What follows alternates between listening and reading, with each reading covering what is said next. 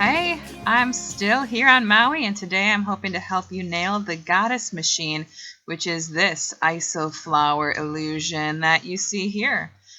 First thing to note is the hoops are moving in the same direction all the time.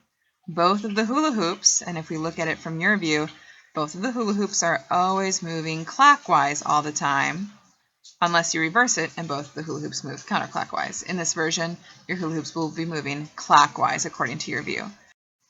Let's start by breaking down the right hand. First, just repeat this exercise. Do the top half of an isolation back and forth. This will be what you're doing when you have to let go with the right hand. It'll be this top half isolation going from east to west, right to left.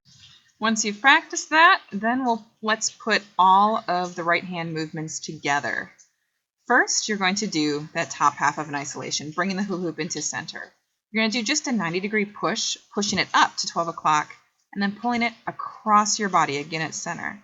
Now we'll do that top half of an isolation, this time keeping it at center, and then keep it moving that direction, but just a quarter isolation down to 6 o'clock, and then isolate and push out to the side. That's your starting position. And here's what it looks like from your angle. All right, review that a couple times, then let's look at the other hula hoop before putting them together. So with that left hand, it's doing that bottom half of the isolation before it comes to this little quarter of an isolation with the hand roll to catch it on top. So it's this specific little 90 degrees with the hand roll. It's really good to run by itself and get comfortable with this hand roll before we put the hoops together.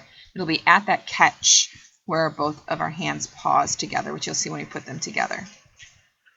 Let's look at the whole process of the left hand by itself now before we add the right hand back in. You've got that bottom half of an isolation, 180 degrees. Then 90 degrees with the hand roll. The hand is rolling so that we can catch the hula hoop at 12 o'clock.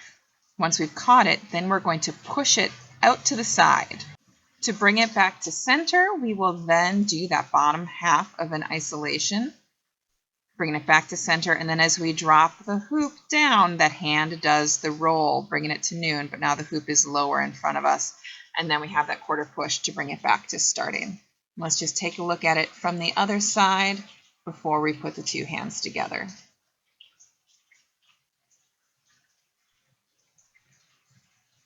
And now as we put the two hands together, we can move the hoop separately. First, there's the bottom half of the isolation with the left hand, and the right hand is doing the top half of the isolation. Now that right hand is pushing up, and the left hand is going to roll and meet. Now those hands are touching, and the two hoops slide over to the side. Now that right hand is doing the top half of the isolation, left hand is doing the bottom half of the isolation. And now there's that other roll in the left hand, bringing it down to center. Those hands meet, and the hoops glide out to the side.